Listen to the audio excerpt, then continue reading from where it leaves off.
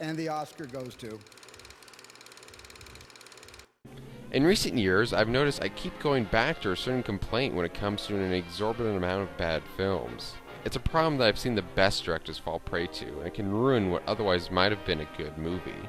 The issue I'm referring to is that of pacing, which is at the heart of what doesn't work in the somewhat solid but still flawed 1935 adventure drama Mutiny on the Bounty.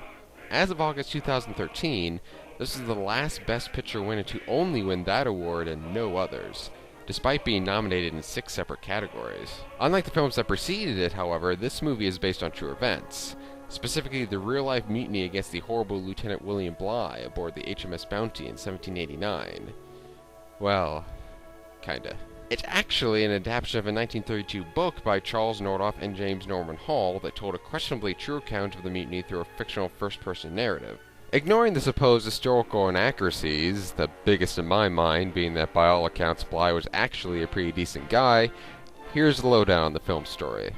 On a 2-year trip to Tahiti, a group of crewmen on the British ship the Bounty are fed up with the brutal discipline and unfair treatment from their commanding officer Lieutenant Bligh, played by Charles Lunn, and so stage a revolt to overthrow him.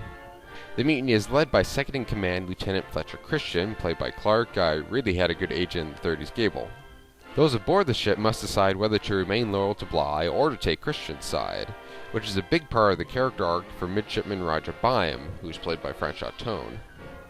Right away, I totally see why the story has been adapted so many times. It's an intimate story about a group of men having to deal with torturous conditions, but simultaneously has an air of epic, high-seas adventure with some individual scenes and performances that really stand out. The scenes of brutality brought on by Bligh's orders, while not showing much, are horrific enough to put you in the shoes of the men who are disturbed by Bligh's actions. The mutiny is shot in a chaotic, violent way, which is how I would think a mutiny like that would feel for those on board. Additionally, the sequences of Bligh navigating his way through the seas on a boat with his few loyal crewmen and a limited number of supplies is realistically harsh and adds a sense of realism to the film. Speaking of Bligh, Lawton was surprisingly three-dimensional in his portrayal.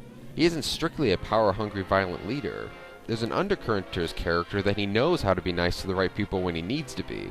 He even won me over in certain scenes. One such scene that comes to mind is the one I mentioned earlier, where Bligh and his loyal men have been set adrift in a lifeboat by the mutineers. You see Bligh pushing through the tough conditions with his men, supporting them all the way, and really exuding the image of a great leader. Raise him up, Mr. Maggs.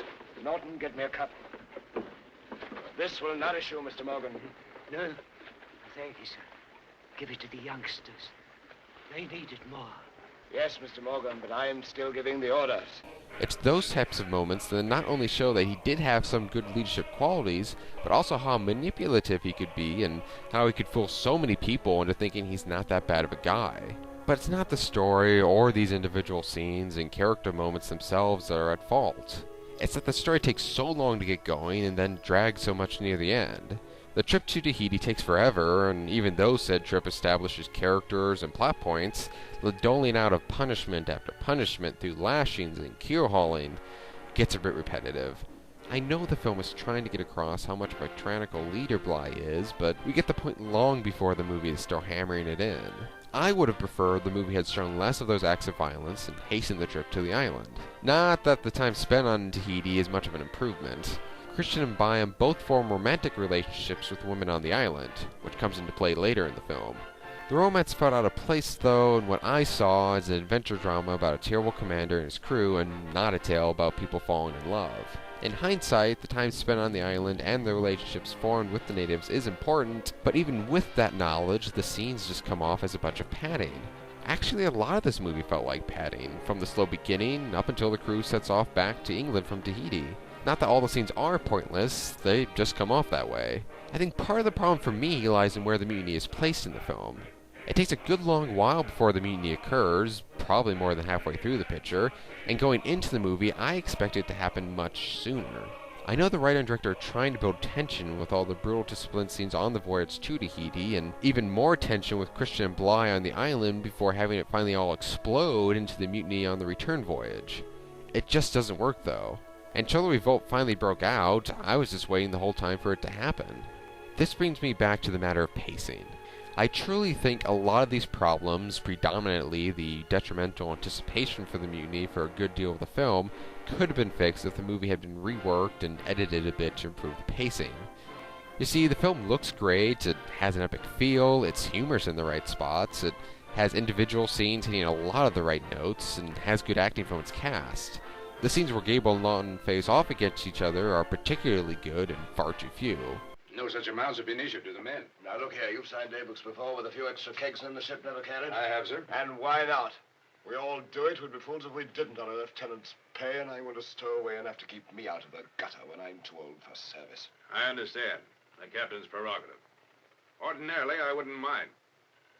Why is this case different? Because the captains I've served with before didn't starve their men. They didn't save money by buying up the stinking meat that you put aboard at Tenerife. They didn't buy yams that was sick in a pig and force them on their crew. Silence! They didn't call their men thieves and flog them the bone because they complained about it. You impudent scoundrel! Sign that book! I refuse. And you have no authority that can make me.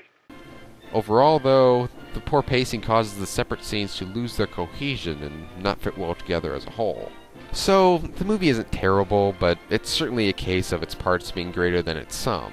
Is it recommendable? Yeah.